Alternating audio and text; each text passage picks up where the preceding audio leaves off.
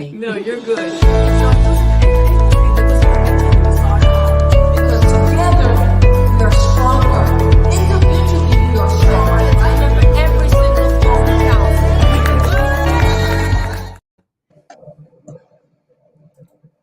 Hello, my friends. Welcome to On Point with Rachel Turgerman. I'm so glad you can join us tonight. Women, the moment you find out that you are pregnant, you are super elated and grateful to God for this amazing gift.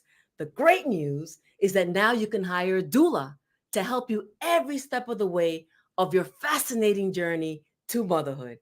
Joining us tonight is somebody very, very special, Miss Esther McCant, who is the president and CEO of Metro Mommy Agency. Esther, welcome back. Welcome back to On Point with Rachel Turgerman. It's so good to have you here. Thank you so much for having me again. I feel so blessed to be here to join you again tonight. And I thank you for allowing me to share this space with you. Oh, thank you so much. The pleasure and honor is all of us. I know that all of our viewers, many of them have children, great-grandchildren, planning to have babies, or maybe some of them are going to have children themselves. So I want them to know all about what is a doula and how important is it for them to hire you. Today, I want to have a front and center conversation on the tremendous asset that you will be, or that you are, to expectant parents and also to their families. But before we begin, Esther, I want them to get to know you better. Let's talk about your education. Let's talk about your story with regards to your jobs, to your family experience. How did you get to be where you are today? Tell us. Awesome. Yeah, so I am a Miami native, born and raised here. Had the pleasure of doing all of my schooling in North Miami Beach. I just had the awesome opportunity to reminisce about that recently. I had a proclamation made out for me last month. Congratulations. That I was just honored to be there, and it was just a full circle moment. But in living here in Miami-Dade County and being able to, raise a family, I have 4 boys, all of which are ages 5 to 11. Well, you must be very busy. always busy. And I homeschool them as well. But during the time of my pregnancies, I was very focused on having a positive birth experience. I was not trying to focus on the negative. I was focused on what was possible. And so that meant doing some research, learning what my options were here in South Florida. And for those who are watching, we have not only OBs, OBGYNs, we have midwives, we have licensed midwives, we have certified professional midwives, we have certified nurse midwives. Wow. So we have a lot of options here. And I chose the route of midwifery care because that model seemed to suit me best in terms of trusting my body and also trusting my ability to give birth to my baby in, the way that I would desire, which is very reminiscent to how I am at home, right? So in a comfortable environment with my family around, that was the way that I chose to birth my babies. And in doing so successfully, especially after the third, I realized that, wow, in order to do this successfully, you really do need support. And I found you really do. From the childbirth education, from my doula, from, my partner supporting me. It's really important to have a village around you. And so when I sat in a postpartum visit with my midwife after having my third son, I found myself feeling very fulfilled as a mother, but also feeling like something was missing, like there was something greater that I was supposed to be doing in this role as a mother. And so she asked me a very important question and asked me, what is it that you really enjoy doing the most? And I shared with her, I love being able to talk to women about pregnancy, birth, and unfortunately also being able to be an ear to them for any birth trauma that they might have received as well. So that was what I was originally just naturally doing. And she told me about becoming a doula or a childbirth educator or a midwife. And so I chose doula. And the plan is to definitely pursue midwifery. school at some point, hopefully in the next 5 years or so. And And yeah, you that's also kind of what I went do. to, you went to University of Miami as I well. did, yes, I did skip over that. Right, so I did go to UM. I graduated with my bachelor's in biology, and I was focused on pre med at the time, and decided, afterwards to do a little bit of a MPH program at FIU. Cool. In doing so, I learned, there's so many ways to help people. And I felt it was best for me to pause that program and pursue just supporting my family at the time. But public health has found me either way. So in the sense of the way that I serve now in my community and the different programs and organizations that I'm a part of, it's always found me. So I'm Well, you grateful have for always that. loved to serve. I know that you also work with the Department of Children and Families for many years, and it was there that you also saw how our kids can thrive in a great setting. Talk to us about that.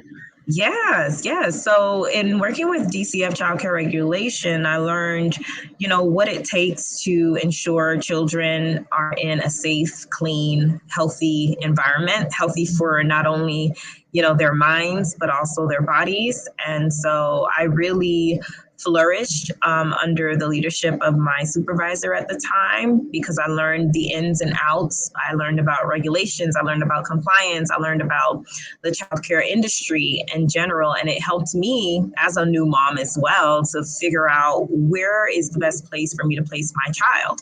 So those are some of the things that I provide in support to parents who are just looking for, support at home with that newborn. And then later on in those years, when they have to place their child in school, I have done some consulting on the side for those parents to get a better understanding on how to navigate childcare here in Miami-Dade County.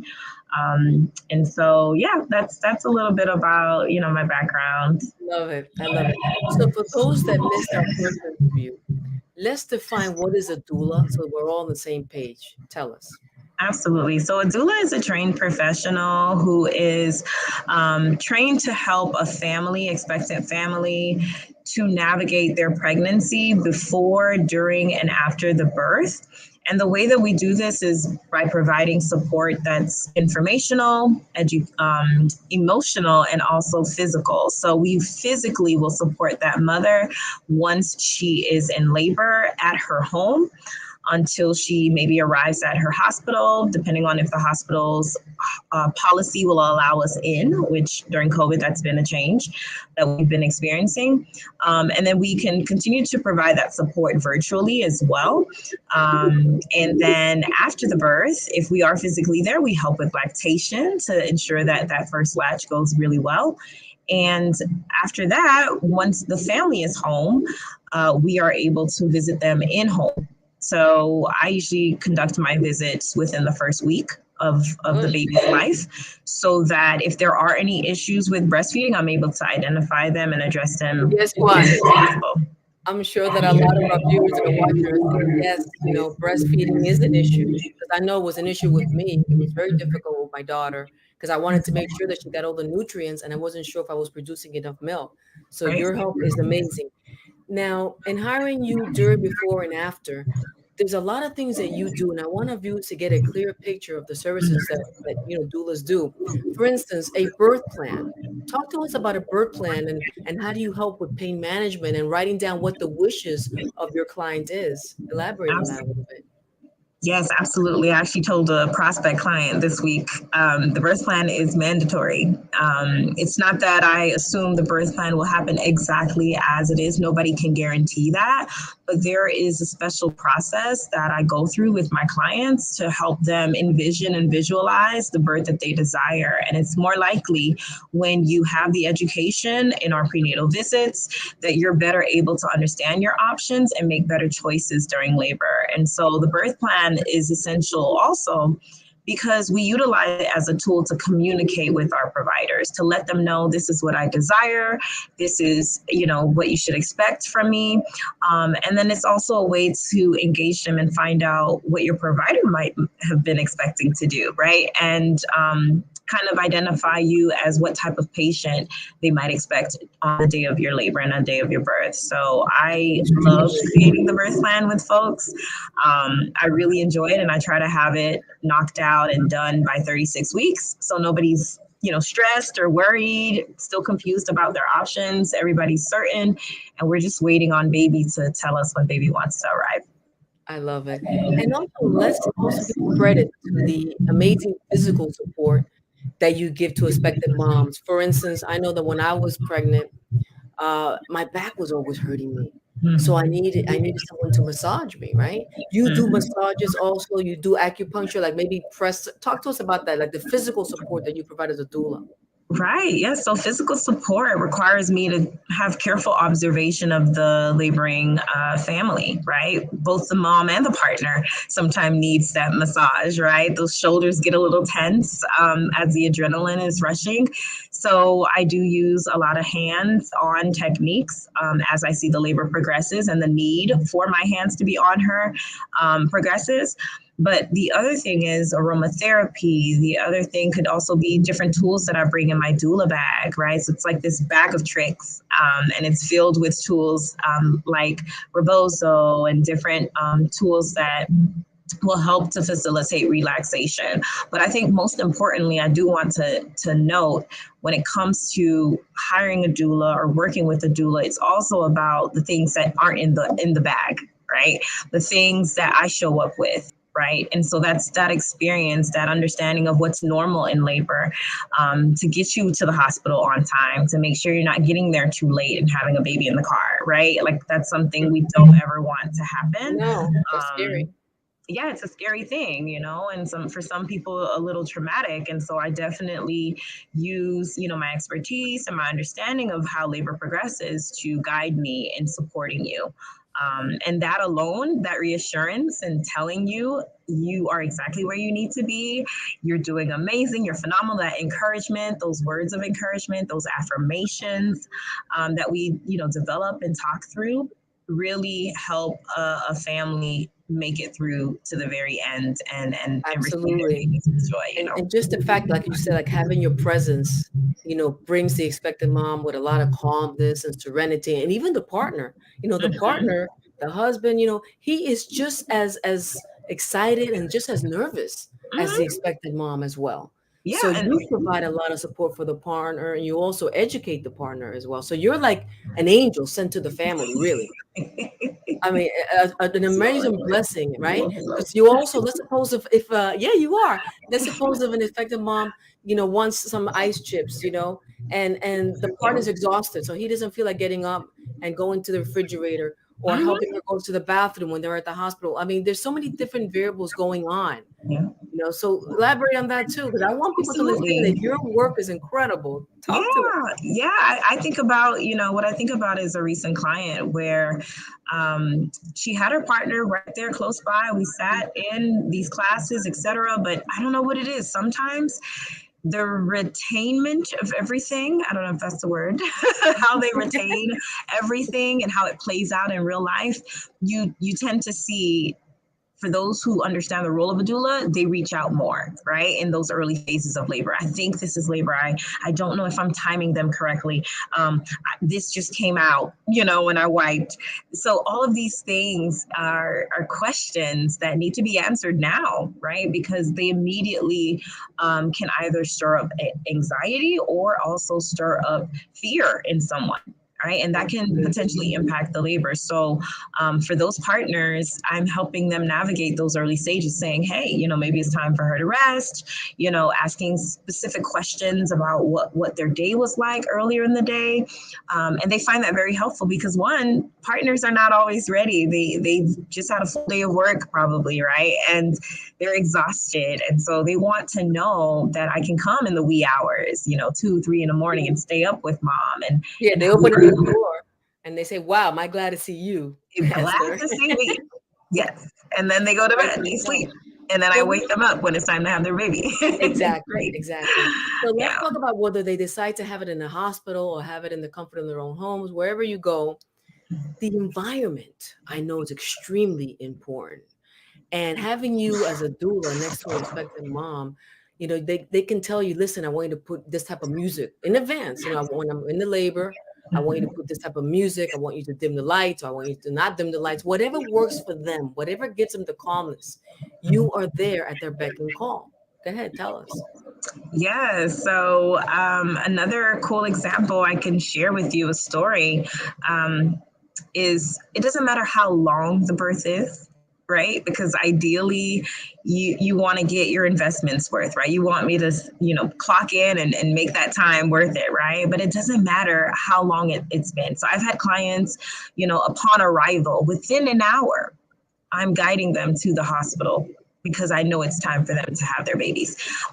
Whether I am able to enter the hospital or not, it's worth it, because in that moment, so much is happening in her body, right? And so much is intensifying in her body. And so what I love to do is just be present. That's a skill set that I think I value the most, and I know my clients value the most, is that I can laser in and just be laser focused on just meeting whatever needs they have as it comes up. Oftentimes, I'm letting them know they should be drinking and hydrating, because they don't even know how important it is and how they're not focused on it, right? So I'm thinking of everything. I'm thinking about, okay, this baby needs to make sure it's calm. And so mom's breath, how she's breathing matters.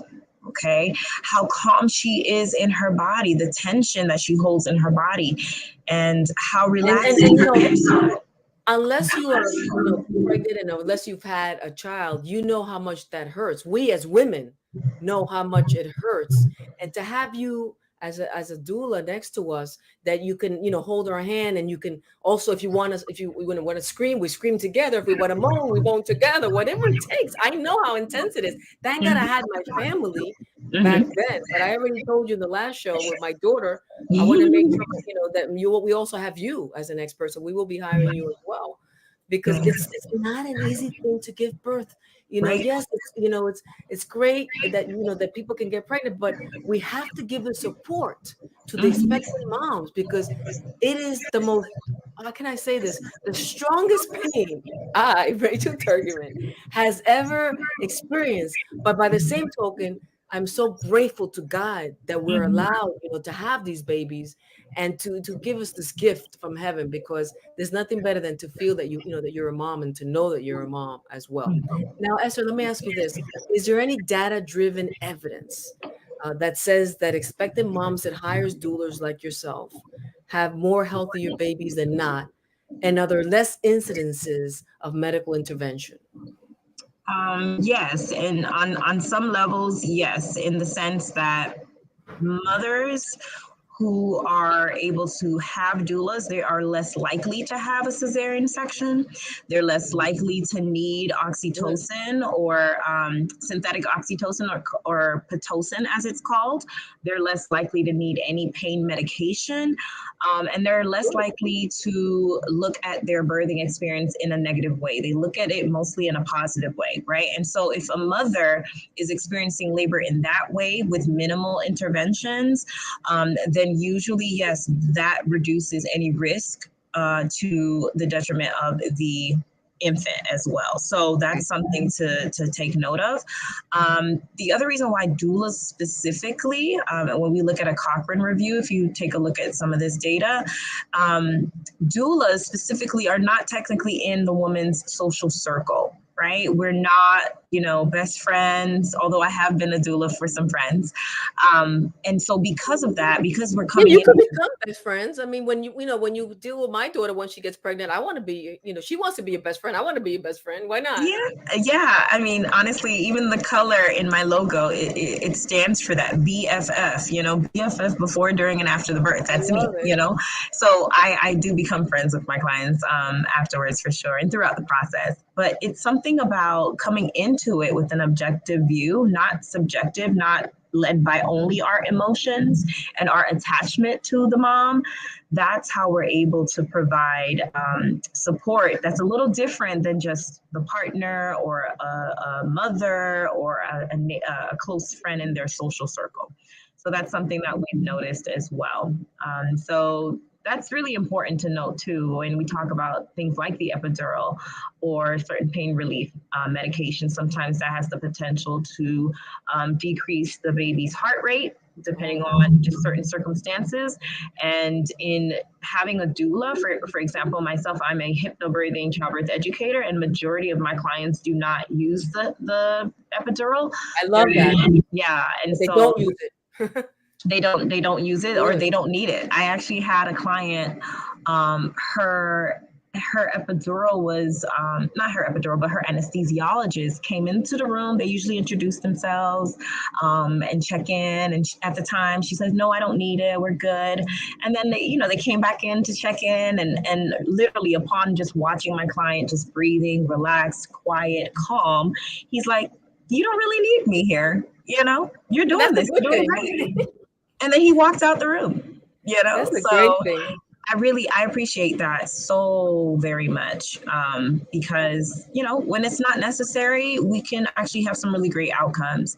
So, yeah. And what I love about this, Esther, I'm going to call you doula, Esther McCant from Metro Mama DC, is that, doctors are also working with you as well, and nurses are working with you. And then you have the birthing plan as well. You're a childbirth educator, you're a lactation counselor, you're an expert in hypnobirthing as well. I mean, there's so much information in you that you can offer expectant moms and their families just to bring some calmness and some confidence and security.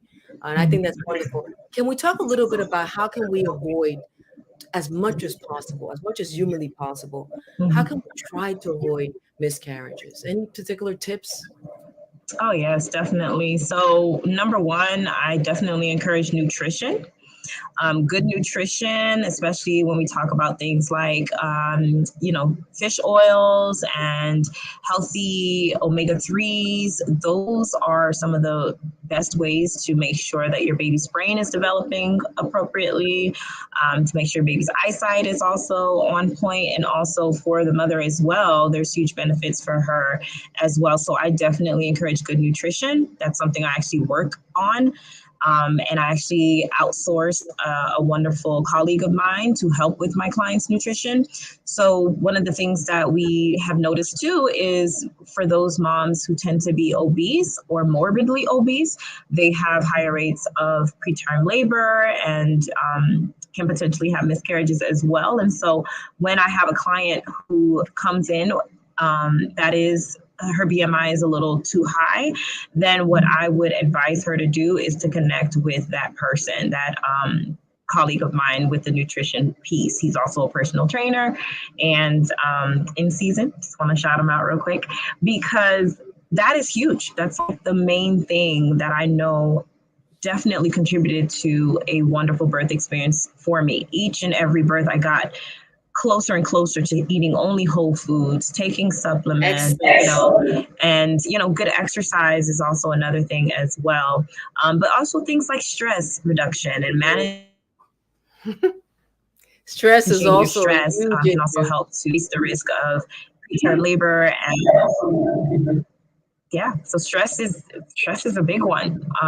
Those cortisol levels and the stress of a pregnancy, because the thing I want people to realize when we say these families need support is that just because they find out they're pregnant doesn't mean life stops for them, right? We have families in Miami-Dade County. I'm sorry? I'm saying life begins for us when we have it does. We're so happy. It does. We're so happy. But at the same time, some of our families, our most vulnerable populations, they're dealing with housing issues. They're dealing with job losses. They're dealing with, loss of family or friends during a pregnancy. Some of them accidents. I don't know how many women I've talked to during a pregnancy, they've gotten into a random motor vehicle accident, and I learned today during a community meeting with the Jasmine Project that sometimes it's substance abuse. Right. And so connecting any of those families, whether you're on one extreme to the other, to a doula will assist them, will fill in any gaps that might exist in the maternity care team, and and also support that partner as well. I've been able to help partners with any needs that they might have, whether it's breastfeeding materials, whether it's breast pumps, cribs, mattresses, you name it. I have an amazing set of followers all over my social media, and they support anything that I do. And when a family is in need, I put it out there and people respond tremendously. So that's like my nonprofit heart at work there.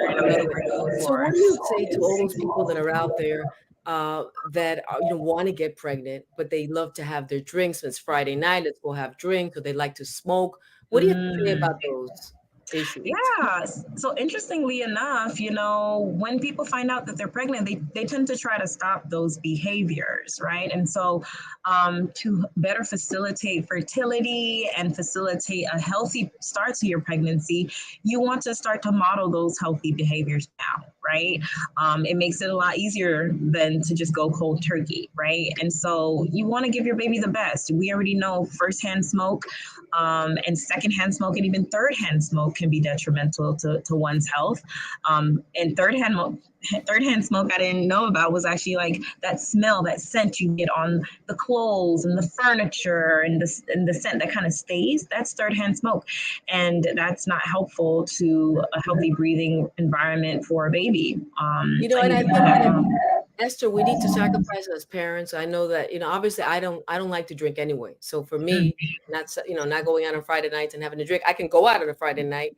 I could just have water and lemon and eat whatever, but I'm not a drinker. I know a lot of people that are drinkers. And, I know that science shows us that sometimes we can give birth to kids that have huge behavioral problems or, abnormalities, physical abnormalities. If we can avoid that, my viewers, if you have any children that want to have babies, please tell them not to smoke or to drink for 9 months so that we can have healthy, beautiful, God-sent babies. I would love that. Talk to us a little bit about your mentorship program. I know that you mentor other doulas, not only here, but in Georgia, so on and so forth. Share with me. Definitely. So yes, I started this mentorship program back in 2019 after I would get so many calls from, women who are interested in becoming doulas. I would share my time with them. And then I felt a little disappointed if they didn't move forward, right, in becoming a doula when I would follow up with them. And so I said, let me create this program. Let's do this in a structured way.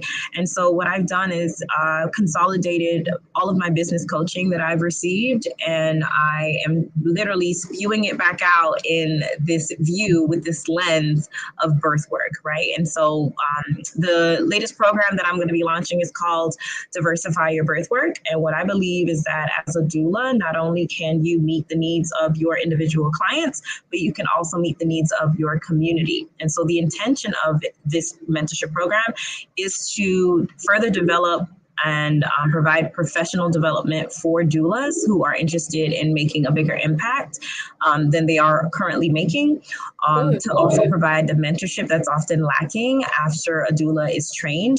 They often don't know where to go next. They don't know what to do to set up their businesses. They don't know how to retain clientele. And so in order to do this full time, I had to put a lot of work into it and learn a lot about business that I did not know before.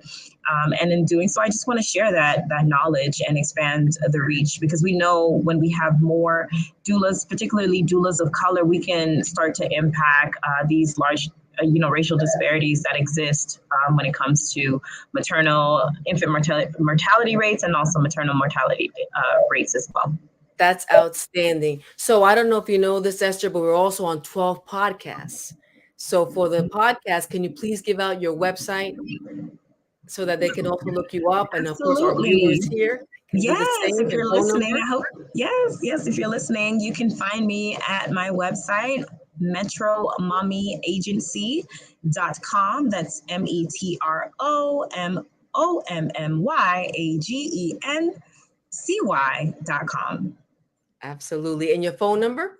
And my phone number, if you'd like to reach me, I actually got a new phone number. It's a business phone number. I would actually prefer everyone to just kind of go through the website if possible, because that's the best way for me to identify and kind of stratify what you might need from me, whether it is, access to the baby items, a consultation, breastfeeding support, doula support. If you want to be a part of the mentorship program, there's a tab for you right there. And I will do my best to respond in a timely manner so that you can get started with speaking with me and moving forward in whatever way that I can help and support your family.